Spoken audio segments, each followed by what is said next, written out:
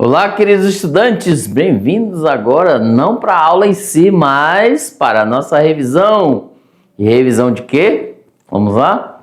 De recuperação, galera. A unidade 1, é isso mesmo. Sou o professor Hélio, estou aqui nesse momento. Mas olha só, gente, nós estamos encerrando, né, unidade 1. Muito legal caminhar com vocês até aqui. Um grande abraço a todos. Agradeço aí os professores presenciais, que vocês tenham persistência, né? E vocês vão aqui para frente, né? Lá na próxima aula com a professora Lidiana. Muito legal também, interessante vocês aprenderem com ela mesma, né? Muito capaz de fazer isso. E agora sim, essa revisão de recuperação é para aqueles que, né, não conseguiram avistar algo importante durante o caminho da aula, mas agora não se preocupe, vocês vão conseguir. Vamos lá? Olha aí. Gente, ó, a revisão ela é baseada em 4 aulas, né? Tá aqui, ó, unidade 1.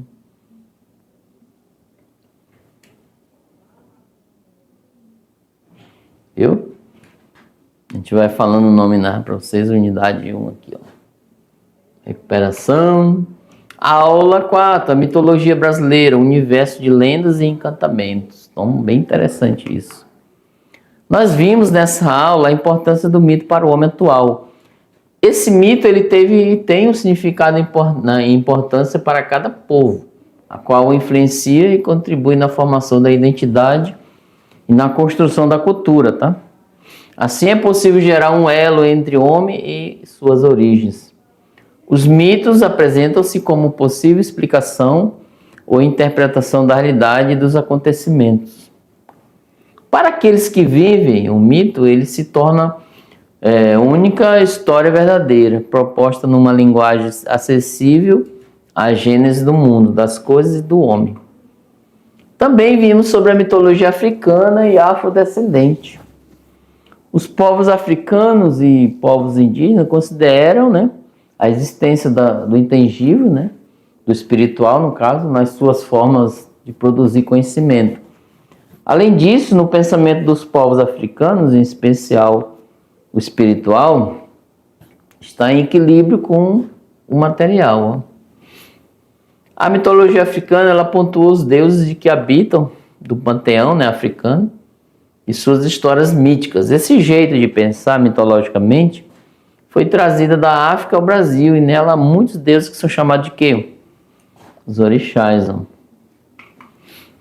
E sobre a mitologia indígena, as comunidades indígenas brasileiras e rondonienses possuem uma herança mitológica que permanece viva até hoje entre os milhares, né, dos povos tradicionais. A mitologia brasileira é riquíssima e tem fortes influências indígenas. Muitos deuses e deusas nacionais são de origem tupi-guarani. Por exemplo, né, as diversas etnias nativas do Brasil, elas deixaram um pouco de seu legado aqui da cultura aqui para nós. As comunidades indígenas elas possuem sua própria mitologia, suas crenças e manifestações culturais. As influências indígenas na mitologia brasileira não vieram de um só povo, tá?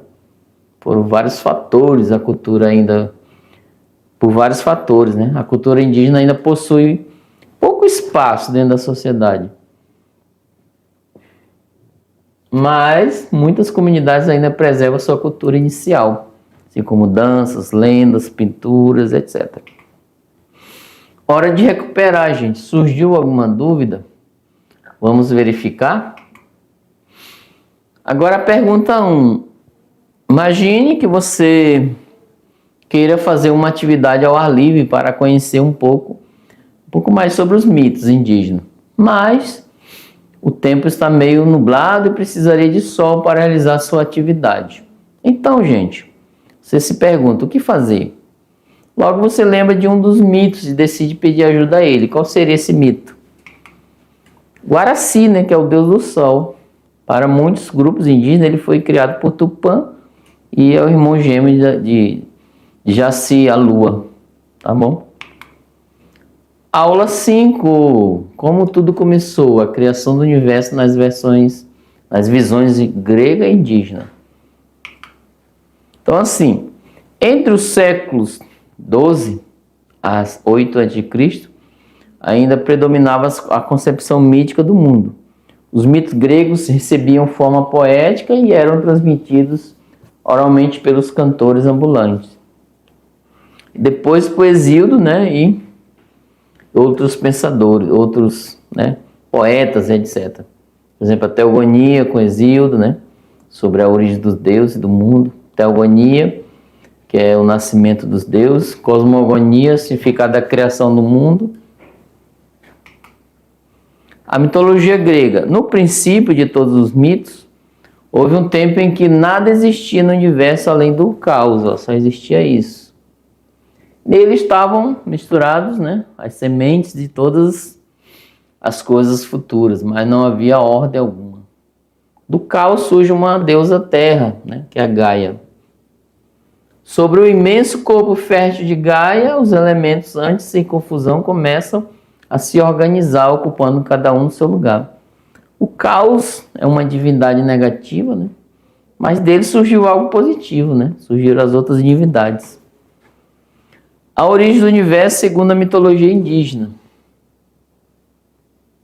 Haviam entre as diversas aldeias muitos mitos, lendas e crendices, fato que é interessante de se estudar, pois explica muito do que permanece na cultura e folclore do Brasil. Por exemplo, o povo Tupi-Guarani acreditava em um Deus supremo, Deus do trovão, que chamava Tupã. Os indígenas acreditavam que a voz deste supremo de Tupã podia ser ouvida durante as tempestades. Eles acreditavam que Tupã era o Deus da criação, o Deus da luz, e sua morada seria o Sol. Acreditava também em uma deusa, um Deus do Sol, quer dizer, o Guaraci, e uma deusa da Lua, que é a Jaci. O Deus do Sol seria o criador de todos os seres vivos e Jaci seria a rainha da noite dos homens. Segundo a lenda, ela teria sido esposa de quem? De Tupã. Nessa perspectiva, os indígenas tinham astronomia própria, definiam o tempo da colheita, a duração das marés, o tempo das chuvas, e através da observação do céu, criavam histórias, mitos, lendas com ensinamentos morais, etc. Hora de recuperar, gente. Ficou alguma dúvida? Vamos verificar. Em sua opinião, a questão 2. Qual a importância dos mitos para as pessoas que habitam o estado de Rondônia? É uma resposta pessoal, tá? Então, assim, os mitos em Rondônia, na região amazônica do Brasil, desempenham um papel fundamental na vida das pessoas, refletindo a complexa interação entre cultura, natureza e história. Seu significado pode ser analisado a partir de várias perspectivas. Aqui, preservação da identidade cultural, explicação do mundo natural, transmissão de valores, conexão espiritual, resistência e resiliência, unificação de comunidade diversa e adaptação do contexto contemporâneo. Então, isso daí. Aula 9, a busca da arqué, o princípio originário de tudo. Nós vimos sobre as primeiras cosmologias, analisamos sobre isso. E percebemos que os primeiros filósofos gregos iniciaram um processo de ruptura entre o pensamento dos mitos e a questão da filosofia. Eles dedicaram-se a investigar o mundo físico, a natureza e construir a cosmologia. Na nova tendência era buscar argumentos baseados na observação do mundo natural e no uso da razão para formar um sistema coerente de concepções. A cosmologia é uma explicação racional, sistemática sobre a origem, ordem e transformação da natureza. A cosmologia também ela busca o princípio natural, eterno e perecível, gerador de todos os seres. Esse princípio é a física. Embora a física seja imperecível, ela dá origem a todos os seres infinitamente variados. Embora a física seja imutável, os seres físicos naturais gerados por ela, além de serem imortais, são mutáveis, tá? Como os seres estão em contínua transformação, o mundo está em uma mudança contínua, sem por isso perder sua forma, ou seja, sua ordem, sua estabilidade. Nessa perspectiva, gente, a física e a causalidade o elemento primordial. Alguns pensadores, que é no âmbito dos pré-socráticos aqui, o foco da busca era entender a origem de todas as coisas. A causalidade, a inteligibilidade, o princípio que está na origem de uma realidade. Tá? Explicar a origem de uma realidade era, para os primeiros filósofos, relacionar o efeito a uma causa natural que antecede, né, e determina. Os pré-socráticos estão preocupados em encontrar o princípio que gera tudo. Essa noção de princípio está vinculada à preocupação desses filósofos em buscar uma explicação mais profunda da realidade. Os primeiros filósofos fizeram simultaneamente duas grandes mudanças em relação ao passado. Eles tentaram entender o mundo com o uso da razão e depois estimular as pessoas à atitude de pensar, tá? Raciocinar, refletir e etc. Essa é a atitude do professor aqui. O termo grego logos pode ser traduzido por discurso racional. Então a gente vai ver lá na frente, né, o logos como razão. Beleza? Para que o mundo possa ser conhecido pela razão, é preciso que haja princípios racionalmente inteligíveis. Hora de recuperar. Gente, ficou alguma dúvida? Vamos lá verificar. Questão 3.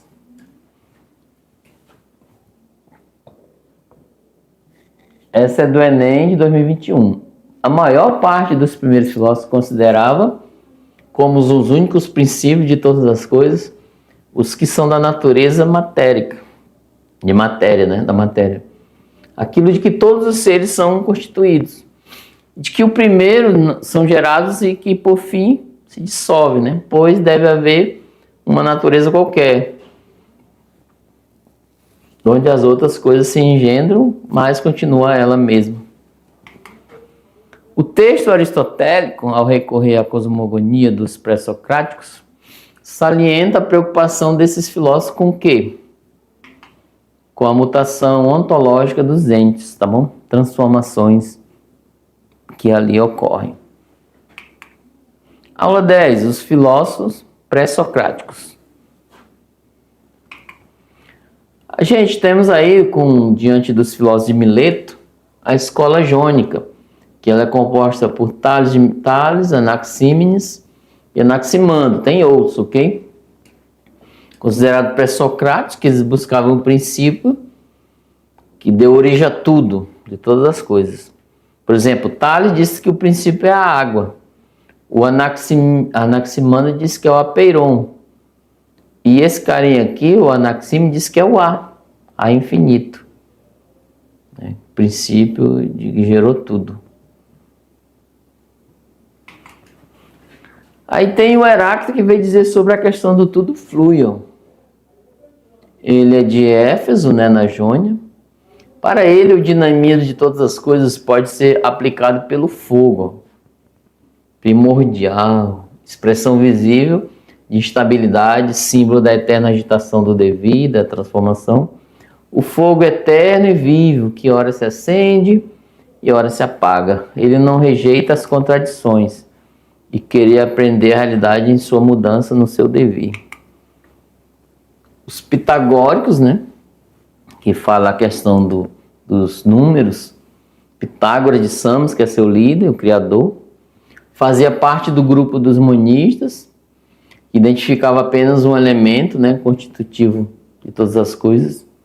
O Teorema de Pitágoras é uma das suas mais conhecidas ideias no campo da geometria, que vai dizer assim, um triângulo retângulo, o quadrado da hipotenusa é igual à soma dos quadrados dos catetos. Então tá aqui. Aí também, gente, tem outro carinha chamado Parmênides, né? O que o Parmênides vai dizer? As coisas são... fundador da escola eleática. Ele entendia que o equívoco das pessoas e dos demais pensadores era conceber demasiada importância aos dados fornecidos pelos sentidos.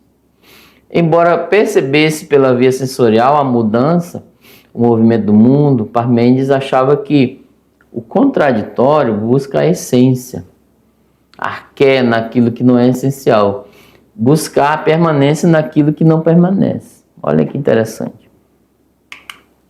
Hora de recuperar. Ficou alguma dúvida? Vamos verificar. Questão número 4. Em Porto Velho, capital de Rondônia, as margens do rio Madeira mudam constantemente devido às variações sazonais do nível da água e a erosão provocada pelas cheias. Esses fenômenos naturais, marcados por um fluxo contínuo e imprevisível, podem ser associados ao pensamento de qual pensador pré-socrático? E aí, galera, qual é? Isso mesmo, de Heráclito, que defendia o devir em constante mudança das coisas. Então, as referências, né? E agora, ó, viu, galera? Vocês agora vão partir para a avaliação parcial de quê? De recuperação, gente. Então, é nessa perspectiva. Desde já, eu agradeço vocês por caminhar comigo até aqui. Vocês vão continuar aí com a filosofia, mais uma unidade, que é a 2, né? Olha só que interessante. Então, gente, nessa unidade nós aprendemos sobre como era antes da filosofia e a sua origem propriamente dita, e o início de alguns pensadores. Tá? Então, a partir lá de Sócrates, né? Os socráticos, os clássicos da filosofia, é na unidade 2, a partir daí até chegar na Idade Média. Bem interessante, porque é como se fosse uma linha do tempo, tá bom? E como eu falei para vocês, o extra classe, né, fica um plano aí bem interessante na prática, aí, é integrado, né, das ciências humanas, filosofia, sociologia e geografia, história. Esses quatro componentes vocês vão adquirir, né, sua participação e etc. Então, assim, quando surgirem dúvida, né, que o professor às vezes pode ser que não descreveu uma avaliação adequada, né, que você não compreendeu, peça aí a professora presenciais para nos informar, para que, né, possamos interagir com vocês para tirar essa dúvida, tá? Sobre a avaliação, qualquer dúvida. Pensa bem, vocês têm que refletir. Olha só, essa é a questão da filosofia, vocês adentrar, né, na questão e refletir sobre o pensamento. E quem sabe lembrar, né? Olha, a professora falou lá naquela aula, essa perspectiva aí. E descrever as perguntas discursivas, vão descrever de maneira ordenada, olha só, organizada, para que possamos ter aí uma plausível, né, avaliação e recuperação, gente, é legal isso, vamos recuperar aquilo que ficou, né? Às vezes você está lá no caminho das aulas e um detalhe não percebeu. Isso acontece, tá bom? Aí aqui na recuperação, olha, eu percebi agora. Aí você vai adentrar e fazer uma ótima avaliação. Então, desejo sucesso a todos e continue com a gente na filosofia. Grande abraço, até a próxima.